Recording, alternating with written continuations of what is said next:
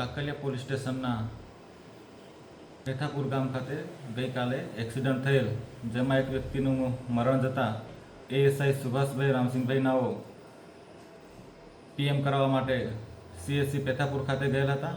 ત્યાં મરણ જનારના કુટુંબીઓ ભેગા થઈ અને સુભાષભાઈને કહેલ કે તમે અમને પૂછ્યા વગર બનાવવાળી જગ્યાથી ડેડ બોડી કેમ ઉપાડી અને વાહનો ત્યાંથી કેમ ઉપાડ્યા તેમ કહી તેમની સાથે બોલાચાલી કરી ઝઘડો કરતા સુભાષભાઈને આશરે 50 માણસોનું ટોળું થઈ અને ગળદા પાટોનો માર મારેલ તથા પાઇપ તથા લાકડી વડે માર મારી ઈજા પહોંચાડેલ છે.